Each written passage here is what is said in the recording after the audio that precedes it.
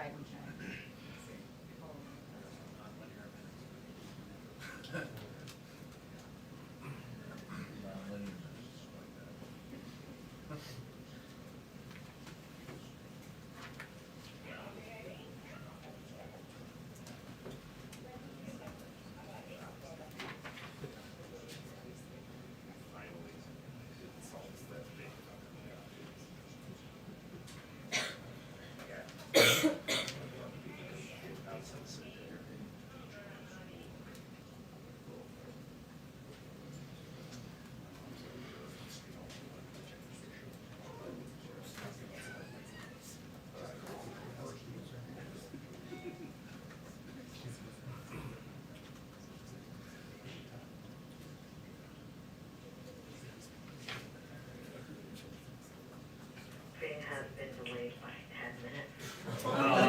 Wait, 10 minutes from the... 10 minutes from the 2-minute or 10 minutes from now?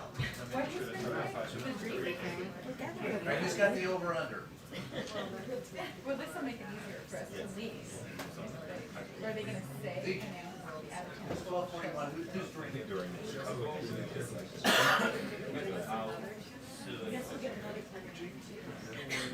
I finally Well, it's already 10 minutes. Oh, really? Yeah.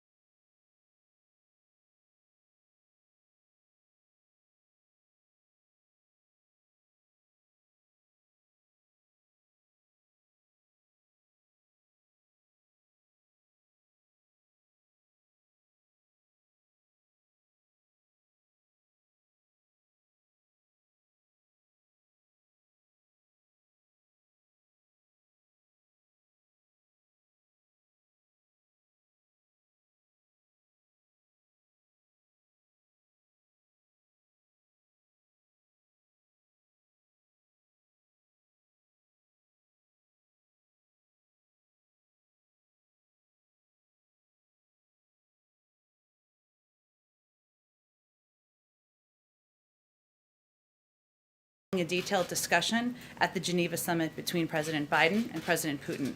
Today's resolution, which renews the cross-border agreement that would have expired on July 10th, will provide further life-saving humanitarian assistance to the people of northwest Syria and is part of a broader humanitarian initiative led by the United Nations.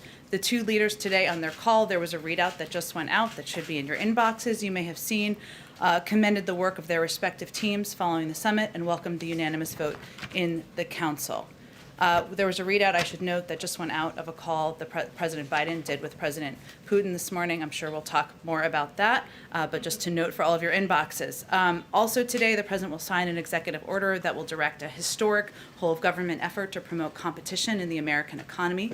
This effort has three goals: lower prices for consumers, higher wages for workers, and more innovation and economic growth. Lack of competition drives up prices for consumers. Barriers to competition also drive down wages for workers. When there are only a few employers in town, workers have less opportunity to bargain for a higher wage and to demand dignity and respect. In total, higher prices and lower wages caused by lack of competition are now estimated to cost the median American household $5,000 per year. So we want to work to address that. Competition is the engine of our economy, and this is just the beginning. We'll be back in the weeks ahead to update you on the progress we're making on this executive order and the concrete benefits we are delivering to the American people. I also wanted to provide a quick update for you on our work in Haiti. The United States remains engaged and in close consultations with our Haitian and international partners to support the Haitian people in the aftermath of the assassination of the president. In response to the Haitian government's request for security and investigative assistance, we will be sending senior FBI and DHS officials to Port-au-Prince as soon as possible to assess the situation and how we may be able to assist. I also wanted to note that in January 2021, we announced a $75.5 million for a wide range of issues, including democratic governance, health, education, agricultural development, and strengthening of pre-election activities. Strengthening Haiti's law enforcement capacity is a key U.S. priority, was before the assassination a few days ago, continues to be. And the U.S. Department of State's Bureau of International Narcotics and Law Enforcement Affairs provides assistance directly to the Haitian National Police. We are also providing $5 million to strengthen the Haitian National Police capacity to work with communities to resist gangs. I also wanted to remind you all that earlier this year, the Department of Homeland Security redesignated temporary protected status for Haiti for 18 months, something the Secretary announced in May and something we are working to implement. And finally, Haiti is one of the countries that will be receiving vaccines from the United States. We will be prepared to deliver those, hopefully as early as next week. Part of that is assessing what can happen with the airport and how we will be able to deliver these. Two other updates. One other update and the week ahead. On global vaccines, today we are sending 3 million doses to Indonesia, 1.5 million doses to Nepal, 500,000 doses to Moldova, and 500,000 doses to Bhutan. With these shipments in this week alone, we have sent nearly 15 million doses to countries including Guatemala, Uruguay, Paraguay, Bolivia, Afghanistan, and Vietnam. On Indonesia, I also wanted to add that in addition to the vaccines, we're moving forward on plans to increase assistance for Indonesia's broader COVID-19 response efforts. We recognize the difficult situation Indonesia currently finds itself in with a surge of COVID cases, and our thoughts are with those in Indonesia who are affected. Finally, let me get to the week ahead. On Monday, the President will meet with local leaders, including law enforcement, elected officials, and a community violence intervention advocate to discuss his administration's comprehensive strategy to reduce gun crimes and other violent crimes. And that's here at the White House. On Tuesday, the President will deliver remarks in Philadelphia, the birthplace of democracy, on his administration's actions to protect the sacred constitutional right to vote and the need to overcome anti-voter laws. He will make the moral case to the American people on why the right to vote is fundamental to who we are as a nation. On Thursday, the president will deliver remarks to mark the day that tens of millions of families will get their first monthly tax relief payments thanks to the American Rescue Plan. The expanded child tax credit provides working families $250 each month for every child 6 to 17 years old and $300 each month for every child under 6 years old. Also Thursday, the president will welcome German Chancellor Angela Merkel to the White House for an official working visit. Her visit will affirm the deep and enduring bilateral ties between the United States and Germany. This forward-looking visit will address our robust partnership on shared global challenges and identify areas to further strengthen cooperation in the months and years ahead. And on Friday, the president will participate in the Asia-Pacific Economic Cooperation Leaders Retreat, remotely, obviously, on the response to the COVID-19 pandemic. On Friday afternoon, the president will travel to Camp David, where he will remain over the weekend. Alex, that was a lot of information. Hopefully, go ahead. And we have new information about a call with President Putin. Can you tell us more about what prompted this? Was it decided in response to these recent ransomware attacks? What exactly did President Biden say? He reiterated that the United States will take any necessary action to defend its people. What threats, if any, did he make? And then I wanted to know, the top of the readout suggests that it was partly sort of a pleasant call. The leaders commended their joint work. So can you explain why President Biden was at all pleasant in this call when it seemed that there are all of these ransomware attacks coming from Russia that may have been government approved? First, let me say that the president is a believer in face-to-face diplomacy when possible and leader-to-leader diplomacy when that's not possible. And this is an example of that.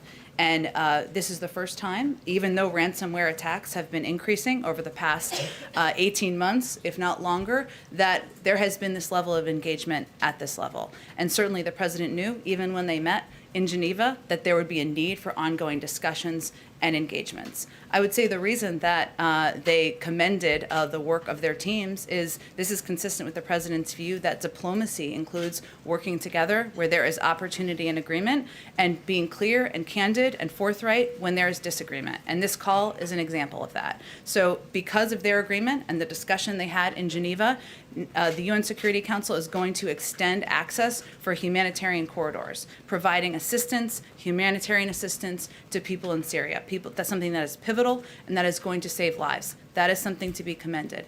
At the same time, the president made clear, as I think you could see in the readout, that he underscored the need for President Putin to take action to disrupt these ransomware groups.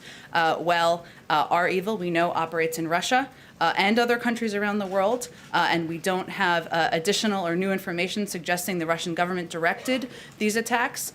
We also know, and we also believe, that they have a responsibility. They have a responsibility to take action. And as you can see in the readout, the president also made clear that the United States will take any necessary action to defend its people and its critical infrastructure. So this was an example of leader-to-leader diplomacy, something the president feels is vital as he operates in the world. And a quick note of clarification on the new CDC guidelines on schools, Sure. because there seems to be a lot of confusion when these come out. Schools are now supposed to allow teachers and students that are vaccinated not to wear masks, but they're not recommended to keep track of that. Is that a recommendation enforceable? And if not, why even make the recommendation to begin with? And then going forward, as we're seeing an increase in vaccinations or increase in the Delta variant in some of these under-vaccinated clusters, is there a situation in which the administration would suggest returning to virtual learning at all? First, the CDC laid out ways several months ago that all schools can safely return to in-person learning. That applies to schools in areas where there are high levels of vaccination and areas where there are lower levels of vaccination. And thanks to the American Rescue Plan, $122 billion in funding, schools can implement these mitigation measures that they may not have been able to prior. So this guidance today reiterated that masks should be worn indoors by all unvaccinated individuals individuals, schools should continue to maintain at least 3 feet of physical distance. Screening, testing, ventilation, hand washing and respiratory etiquette, staying home when sick and getting tested, contact tracing with quarantine, and isolation and cleaning and disinfection continue to be important layers of prevention to keep schools safe. Now, the guidelines that they provided, the guidance, is in line with their public health guidance that they have provided broadly. So if somebody is vaccinated, they are safe. If they are not vaccinated, which obviously applies to children who are under a certain age who are not yet eligible, then there are guidelines that remain in place. How these guidelines will be implemented has always been the purview of local school districts. That has always been the case with vaccines in general, even prior to the coronavirus. So this is public health guidelines that they are providing. It is up to the school districts to apply and implement. Go ahead, Jeff. Some 3 weeks or so ago, President Biden in Geneva said that Vladimir Putin knows there are consequences. He knows I will take action. Did he raise the volume of a similar message in their call today, or did he amplify it in any way, or did he just repeat it?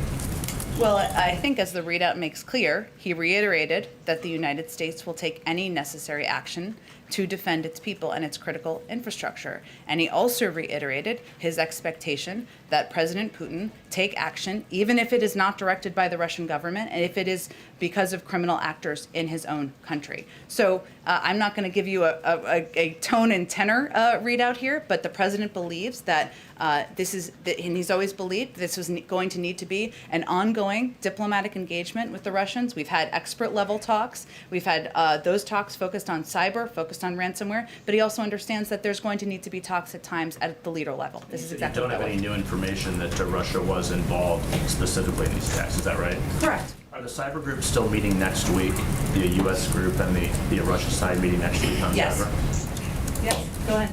So in this call with President Putin, did Putin provide any assurances to President Biden that he will in fact crack down on cyber criminals that are in his country? Well, I'm not going to read out on behalf of the Kremlin. I will let them read out their own, what the president conveyed to President Biden. Sorry, I didn't mean to cut you off, but did President Putin provide any assurances to President Biden on that call? Again, that's not an appropriate role for the United States to convey. I can convey and read out to you what role President Biden played and what message he delivered to the Russians. Go ahead. So you talked about the visit of Chancellor Merkel coming on Thursday. To what extent will President Biden ask Germany and other countries that are involved to stand with him in a response to Russia on these ransomware attacks? Was that a big part of your agenda?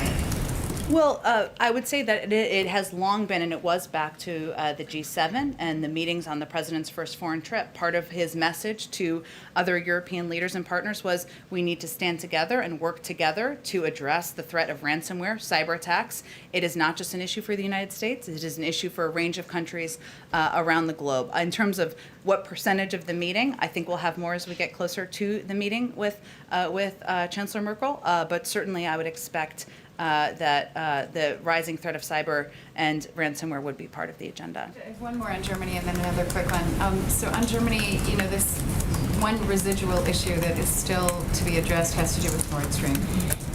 To what extent are you hopeful that you might be able to reach some kind of an agreement or extract some kind of promises from Germany that would stave off the need to have this sanctions take place? Well, take effect? It certainly will be a part of the discussion, and the president's, our view continues to be that it's a bad deal and one that has global issues involved in it, but I'm not going to predict for you what the outcome of the meeting will look like. Yeah. Real quick on Haiti. Yeah. So we have some reporting that there's investigation going on about the role that Haitian Americans may have played in that attack. Can you say a few words about your understanding of that? I understand you're sending to the FBI and DHS, and it may be a bit premature, but any readout now would be helpful. I don't have anything to update in that regard. Obviously, the investigation is being led by Haitian police forces on the ground. There have been some reports I think you're referencing, but I don't have any update beyond that. Would that be a serious concern for the White House if you found that there were, in fact, American citizens involved in this assassination? Well, certainly, but I'm not going to get ahead of where the investigation is going. It's ongoing. It's led by the Haitians on the ground. Go ahead, Kelly. Did the president, in his conversation with President Putin, expand on the list that he presented to him in Geneva about the types of critical infrastructure and parts of the U.S. economy that were off limits. Has the increase in ransomware informed his view on that to expand that? And should we interpret this call and the implicit warning in there again as a sign that the U.S. will act and act soon? Well, first I would say that, as you noted, the president did provide a list of critical infrastructure when he met with President Putin just a few weeks ago. He did that because, of course, an attack on critical infrastructure that would take out a swath of the American economy would have a significant national security impact. He did not provide that list to say if the attack is not on critical infrastructure, we're not going to take action. That was not the restriction he gave himself. And I think in this call today, he was making clear that, again, and reiterating again, that attacks by criminal groups, by actors that may not be directed by the Russian government, you still have a responsibility. And in terms of actions, he made clear that he's going to take steps to defend the American people and our own infrastructure and our interests here in the United States. So while we're not going to preview operationally what that looks like or what he may decide to do, he did make clear that he reserves that option to take action. And do you think the president's intent in having this call and on this topic within the call was to send that signal that action could be imminent? I think his intent was to make clear and reiterate again that attacks by criminal groups, ransomware attacks by criminal groups on entities in the United States is not acceptable, and that we reserve the right to take action. Go ahead, Misha. Thank you. Did President Biden specifically ask about CASIA and the RNC hack in this phone call? And did Putin say he was investigating? Did he deny it? What was that conversation? Well, I'm still not going to read out what President Putin said, and I'm sure that the Kremlin will do their own readout of what he conveyed. I can tell you broadly that, of course, the ransomware attack that happened over the course of last weekend was a big focus, of course, of the call, which was clear in the readout that we provided. Again, I would reiterate on the RNC attack that the information we have to date is that that was on a third-party entity, and it's something the FBI is working with them on. We don't have additional information beyond that at this point in time. Did the president express when he would take this action? I'm just not going to have more to read out for you on operational details or specifics. Okay, and I have a question on Hunter Biden's artwork. Did the White House play any role in crafting the sales agreement with the New York Gallery to protect the purchasers or the ultimate purchaser's identity? Well, I can tell you that after careful consideration, a system has been established that allows for Hunter Biden to work in his profession within reasonable safeguards. Of course, he has the right to pursue an artistic career, just like any child of a president has the right to pursue a career, but all interactions regarding the selling of art and the setting of prices will be handled by a professional gallerist adhering to the highest industry standards, and any offer out of the normal course would be rejected out of hand, and the gallerist will not share information about buyers or prospective buyers, including their identities with Hunter Biden or the administration, which provides quite a level of protection and transparency. The gallery owner is a private citizen who might not be privy to who might have some interests in purchasing this artwork. Is the White House doing anything to work with the owner to make sure there's not impropriety there when it is ultimately sold? Well, I think it would be challenging for an anonymous person who we don't know and Hunter Biden doesn't know to have influence. So that's a protection. Go ahead. Thanks, Jen. On this call this morning with the Russian president, did President Biden discuss at all the Taliban delegation that was in Moscow yesterday?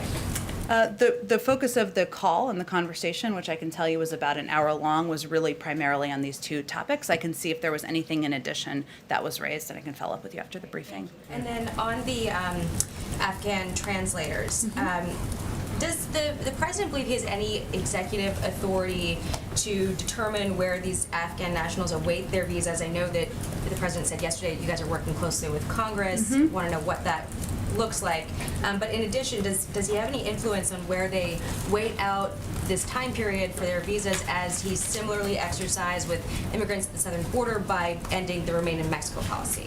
Well, it's a different program, obviously, which I know you're conveying. And what we are trying to determine is U.S. facilities and bases that are located in different parts of the world where we can house these brave and courageous individuals while they're processing continues. So that's what we're determining. We have not made a final determination of that. We're trying to also protect for security and operational reasons what that may look like, even when a final determination is made. So I would see it as a different type of a program, and but those are the considerations. And it's already law, so we are in a position where we can make a decision to relocate individuals from Afghanistan to these third-party countries. And then on the vaccine, Pfizer requesting approval for a third shot from regulators. CDC, FDA said at this time you don't need a booster to be considered vaccinated. But what's the timeline that you guys are looking at on when that would be recommended,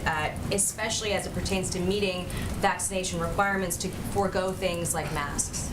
Well, first, and you referenced this, but just for others, the CDC and the FDA put out a pretty clear statement last night after the announcement by Pfizer, making clear that Americans who have been fully vaccinated do not need a booster shot at this time.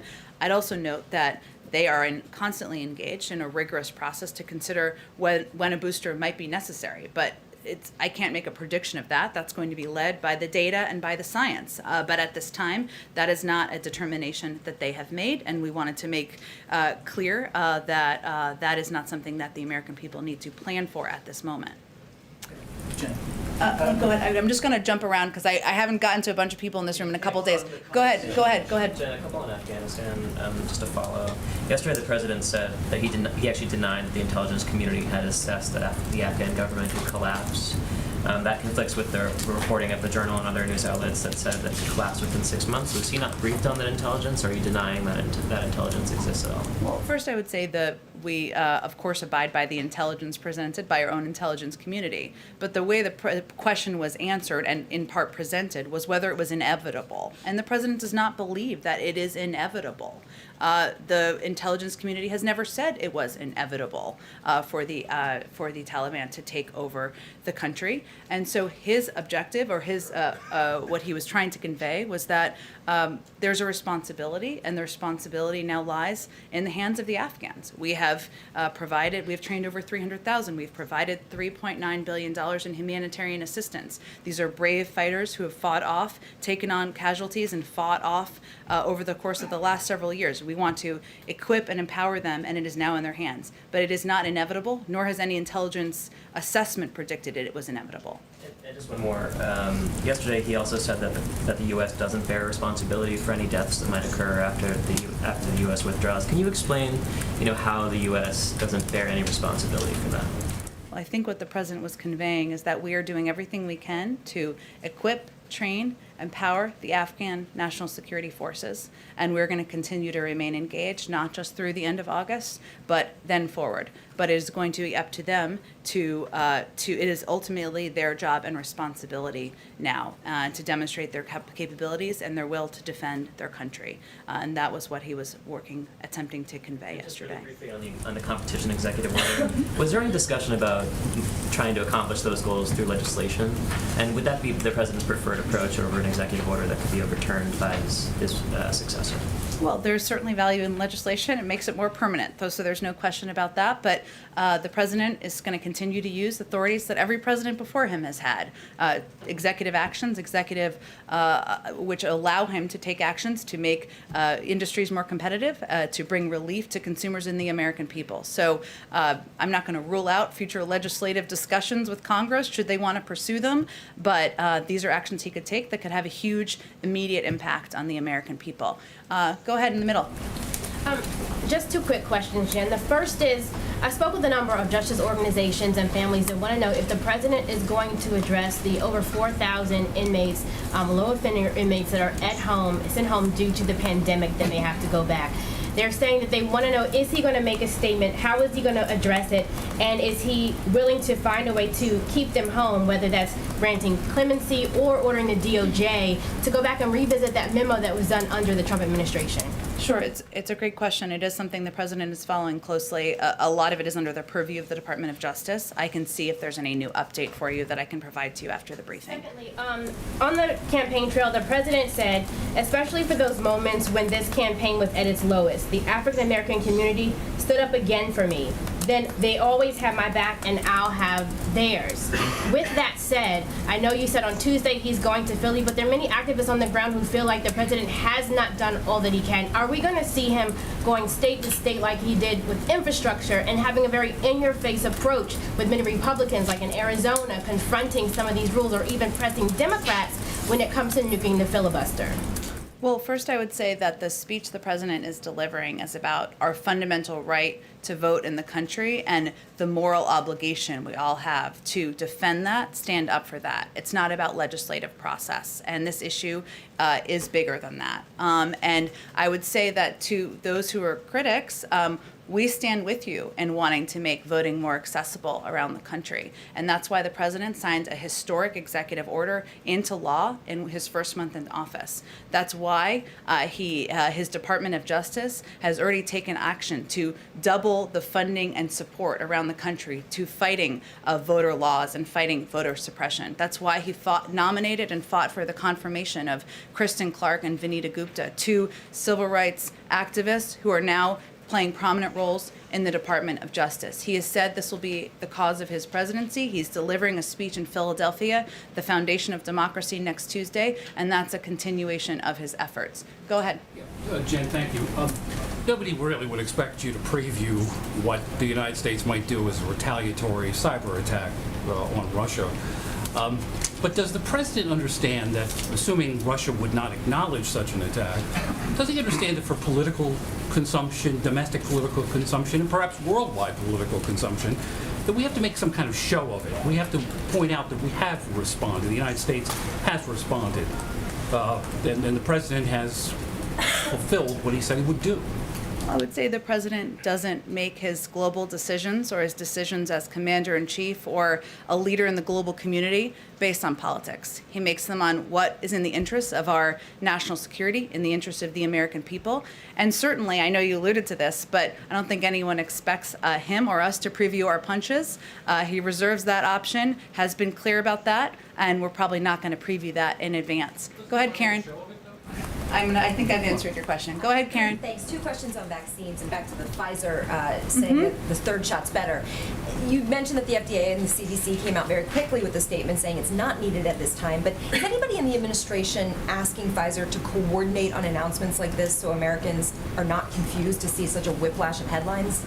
Well, they are a private sector company. I can't speak to their the origin or the motivation of their announcement. You'd have to ask them that, but the role we can play from the U.S. government is to provide accurate information and public health information, which is what we ventured to do last night pretty rapidly in response to the announcement. And you were asked about this on Wednesday on Air Force One, but I just want to go back to it because there's still pushback about the president's comments about going door to door to encourage vaccinations. The South Carolina governor said today that enticing, coercing, intimidating, mandating, or pressuring anyone to take a vaccine is a bad policy that will deteriorate the public trust and confidence in the state's efforts. And Governor McMaster said he's going to prohibit the state health agency from using the administration's targeted tactics. Can you respond to the governor and explain what it is that is being done and what is not being done in this outreach? Sure. Well, let me first say that the failure to provide accurate public health information, including the efficacy of vaccines and the accessibility of them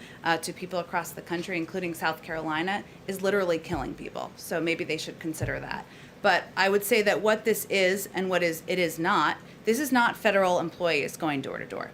This is grassroots volunteers. This is members of the clergy. These are volunteers who believe that people across the country, especially in low vaccinated areas, should have accurate information, should have information about where they can get vaccinated, where they can save their own lives and their neighbors' lives and their family members' lives. That's exactly what this is. It's something that's been going on since April, and it's something where we've seen an impact in states where there are lower vaccination rates. So it is something we will continue to work with local groups to do, and it's a disservice to the country and to the people who may lose their lives, who may lose family members, to provide inaccurate disinformation at a moment where we're still fighting a pandemic. Go ahead, George. Thanks. Two questions on the president's trade agenda. He's spoken a lot about Buy America, and he settled the Airbus thing. But when can we expect activity on the major things like lifting the Trump tariffs or the UK talks? Sure. This is, of course, under the purview of Ambassador Tai and somebody who is working every day to work with countries around the world to communicate what our agenda is. I don't have anything to predict for you in terms of additional components of his trade agenda. I will note that as he looks at our global approach, our economic approach, he believes that we need to build the middle class, make sure we are making decisions through the prism of what's going to help the middle class here in the United States. Yeah. Any reaction to the IMF calling on him to lift the tariffs? We're continuing to review. I don't have any update for you on a timeline. Go ahead. Thank you. So I have a question on vaccine sharing and then on Afghanistan. On vaccine sharing, many humanitarian organizations say that despite 1 billion doses pledged by G7, the lion's share of which is coming from the U.S., it's still not nearly enough to get the world vaccinated to stop the spread of variants. My question is, does the administration have any plans to expand from the 580 million doses already pledged? And jumping up on your Indonesia announcement, the Jakarta government has just announced that they're going to use the 3 million Moderna doses to vaccinate 1.5 million healthcare workers who have already been vaccinated, fully vaccinated with Sinovac. So would you care to comment about that in regards to U.S. vaccine diplomacy versus Chinese vaccine diplomacy? Sure. Well, first I would say that there are no strings attached to our vaccines that we're providing. We're providing them around the world to save lives and to be a contributor to the global effort to fight the pandemic. You're absolutely right that there are more doses needed beyond the billion. I would note that the United States is far and away the largest contributor in the world to the fight against the pandemic, including specific doses of vaccines. And we have, the president has made clear that we will continue to build from here. And we're working on manufacturing capacity around the world and in the United States, and we will continue to contribute even beyond the billion doses.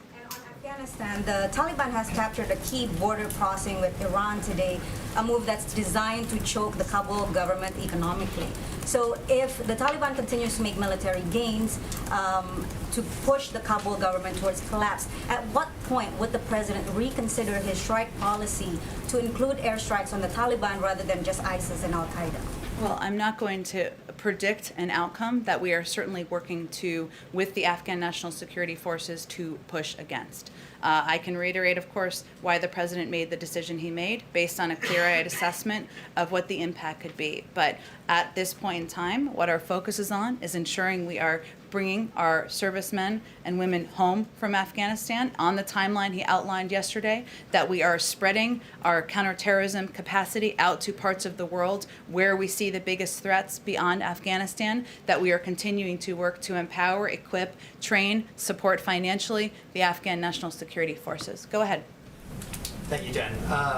We're almost halfway through the 90-day period that the White House has set for the U.S. intelligence community to redouble its efforts and analyze information about the origin of COVID-19. Is the president receiving, or has the president received any update on that front? I don't have any updates to provide to all of you, but go ahead. Thank you. And then second question, delegates of the National Education Association, they approved a measure last week calling for support of, quote, the implementation of culturally responsive education, critical race theory, and ethics studies curriculum in pre-K through 12 and higher education. The president is obviously a big fan of education. The First Lady is a teacher. She's a union teacher. I'm wondering, what are the president's thoughts on anti-racism curriculum in the classroom? Well, the president believes that in our history, there are many dark moments, and there is not just slavery and racism in our history, there is systemic racism that is still impacting society today. And he believes, as I believe, as a parent of children, that kids should learn about our history. So as the spouse of an educator and as somebody who continues to believe that children should learn not just the good, but also the challenging in our history. And that's part of what we're talking about here, even as it's become politically charged. Thank you, Jen. Thank you. Go ahead. I just want to follow up on something you said about Pfizer before. You said this is a private sector company. Yeah. It's a company that's gotten billions of dollars from the federal government, and it's a key part of probably the most important effort you're working on right now. Mm-hmm. Given that, is it still not appropriate to coordinate on messaging that might confuse people?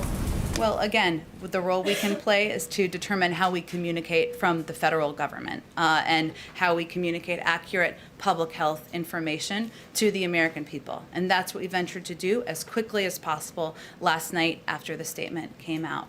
Go ahead, Jen. Just on the EO that the president is about to sign, we've seen some of the business groups that, while not often the allies of Democrats, have been, especially around the infrastructure deal, groups like the Chamber of Commerce, expressing concern that government is just kind of inserting itself too much into business dealings.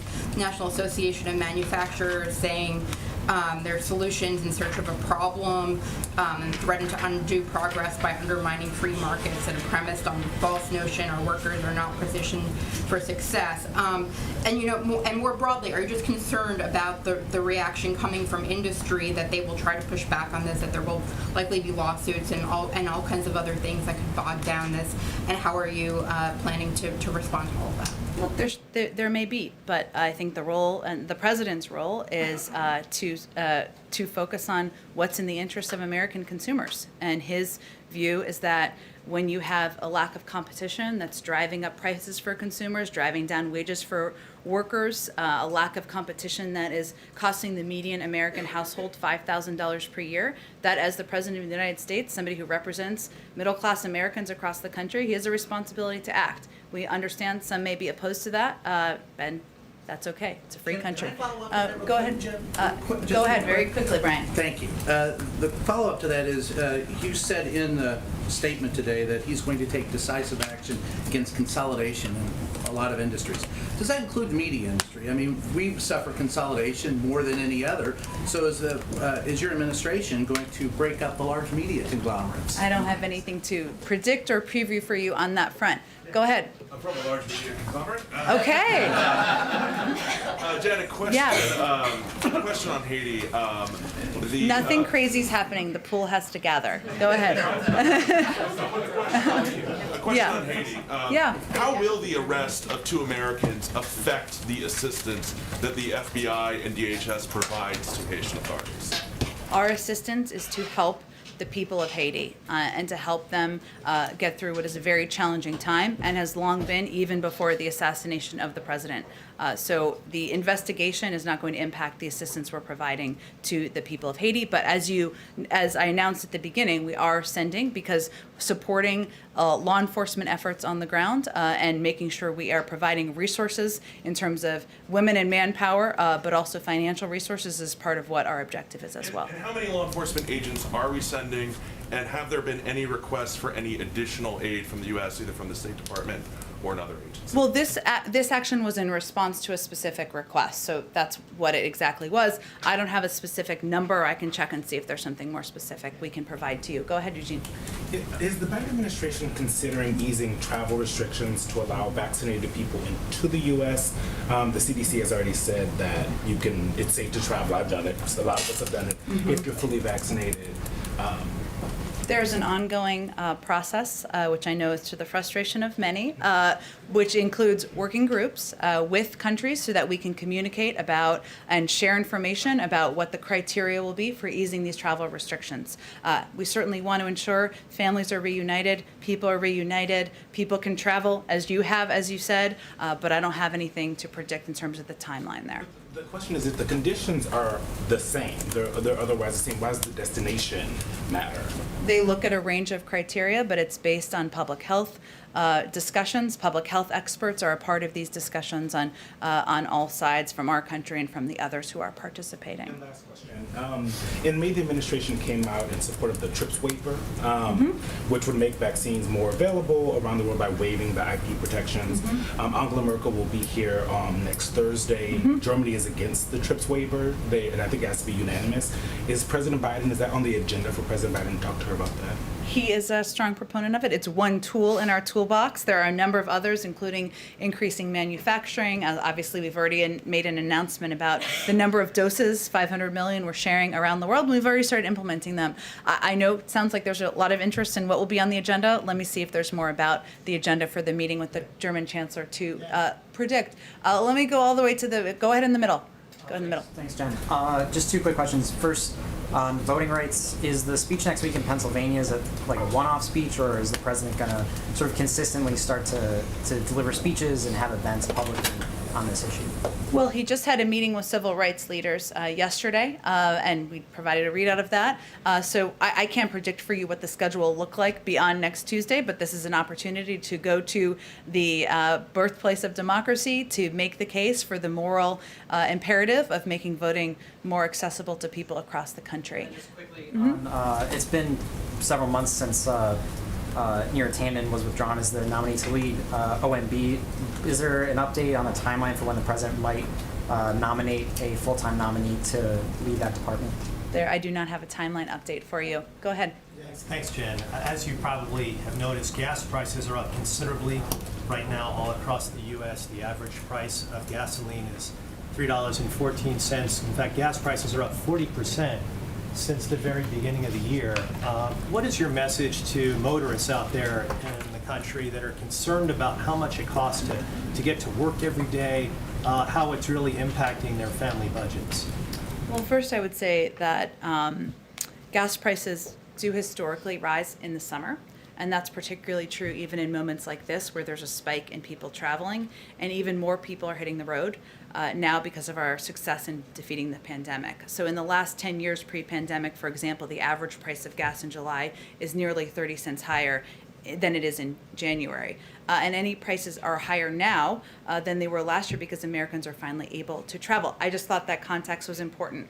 As it relates to, but the president is quite focused on ensuring that we are doing everything we can to keep prices low or to keep the cost of living low for the American people, including the cost of gas. That's why he was vehemently against a gas tax, why he was against a vehicle mileage tax. We are not a party of OPEC, as you know. We are engaged with a number of countries in part because we want to ensure that we are remaining abreast of what is happening in those discussions as well, because that will have an impact. But his direct message to the American people is that he is going to work, just as he worked to get the virus under control, he's going to create jobs. He's going to work to ensure we are doing everything we can to keep the gas price low. Would releasing oil from the SPR have any impact? Is that a consideration of the administration? I don't have anything to predict on that front. Sure, go ahead. Thanks, Jen. As a candidate, President Biden said, and I'm quoting, quote, I've never spoken to my son about his overseas business dealings, but recently photographs and documents have called that into question. In 2015, President Biden, as vice president, met at Cafe Milano with his son's Ukrainian, Russian, and Kazakhstani business associates one day before a Burisma executive thanked the first son for the opportunity to meet his father. And also in 2015, as vice president, the president hosted at the Naval Observatory Mexican business associates of Hunter Biden before Hunter Biden emailed these associates from Air Force 2 the next year going to Mexico. So I have kind of a two-part question. Was President Biden indeed unaware that his son was pursuing business opportunities with these people he met? And also, according to recent reporting, the first son still has a stake in a Chinese investment company. When is he going to unload that? On the last part, he's working to unload that. I'd point you to his representatives. The president does not discuss business dealings with family members, and otherwise I'm not going to respond to Rudy Giuliani's lawyer. Go ahead in the back. Go ahead. Go ahead. Thanks, Jen. I wanted to ask you about the executive order that the president's going to sign on competition. Most of that executive order to me looks like it would be done through regulation at the agencies. Yeah. And he's directing a whole bunch of different rulemaking. Can you talk about, so the office inside OMB that handles regulation still has no director or administrator, I believe is the title. Can you talk about how the coordination is going to go to get this all out the door and make sure that it's, cross the T's, dot the I's without someone in that job that would traditionally do that? Sure. Well, first I would say that OMB is one of the agencies in the federal government that is also staffed by talented men and women from the career service, and they can help make sure we are continuing to function and implement government actions, and that continues to be the case in this regard. As you noted, the order includes several actions that agencies would take, which those actions would be implemented within agencies. Even independent agencies, of course, will make their own decisions. So this order is encouraging independent agencies to take certain actions, even as they make those decisions. But the federal government is designed in a way so that we can function from administration to administration, even as individuals need to be nominated and confirmed, and that is certainly the case in this regard as well. All right, let's see. Go ahead, Nikki. Go ahead. So, since Tampa won the Stanley Cup, what is President Biden? All right. getting- I wasn't on my bingo card today, but that's fine. Well, a little segue. Yep. What is President Biden receiving from Prime Minister Trudeau? Because I know that there's a bet out there. And then when are we going to see the lightning or other sort of bigger events start happening again at the White House? Soon. We've already started to have events, as you all know. We've had some over the course of the last few weeks. We've already welcomed one sports team here to the White House, and there will be more to come. I don't have a prediction of the timeline, but we are starting to schedule and plan those events for the coming months. Do you know the winnings? Like, what is the president getting from the Prime Minister? I don't have an update on that specifically, but we can see if there's more detail to share. Why don't we go all the way in the back? Thanks, Jen. Can you give us an update on the nuclear talks in Vienna? Will we have a 7th round of talks? Sorry, I didn't hear the Nuclear last talks part. in Vienna. The Yes. Nuclear talks. Will we have a 7th round of talks? That is certainly the intention, but I don't have any update on the timeline of those. Go ahead, next to you. Thank you very much, Jen. On China, is White House planning to hold another phone call with Chinese leader Xi? And at the G20 summit in October, is President Biden willing to hold a summit with Xi on the sidelines? I know the G20 summit is coming up right around Halloween, but that is quite some time from now in terms of the planning and what other events may or may not be around it. Certainly, we are in touch at a very high level with Chinese leaders in terms of an upcoming call with President Xi. I don't have anything to predict on that front. Why don't we go all the way? I'm just trying to get all the way to the back because I'm not great at doing that. Go all the way in the, yeah, go ahead. Go ahead. Thank you, Jen. On the competition policy executive order, Yep. Are there any additional steps that have already been taken, like at the interagency level, so that we're going to see a proposed rule from the Department of Transportation on airline fees or something next Tuesday? How much of this is sort of pre-staged versus starting at the beginning of the process? Well, where appropriate with agencies that are, of course, not independent agencies that we've been working closely with, we have been working with them to develop policies and do that in alignment. The timing of proposed rules, I would point you to each agency. Obviously, as you know, that takes some time depending on the complication of the rule, but we develop this through an interagency process where appropriate, and there is, of course, broad support for the competition agenda in the administration. Also asked, because there was the Bipartisan Policy Center had a report the other day on the debt limit. Treasury has been unclear on when exactly the X date will arrive. Is the president going to be pushing Congress to raise the debt limit or suspend it again before they leave for the August recess in the early August? I think the president certainly expects that Congress will take steps, as they have 3 times during the prior administration, to raise the debt limit. All right, I think we have to wrap up because I think you have to, we're going to move to the president's remarks. Thank you, everyone. Have a wonderful weekend.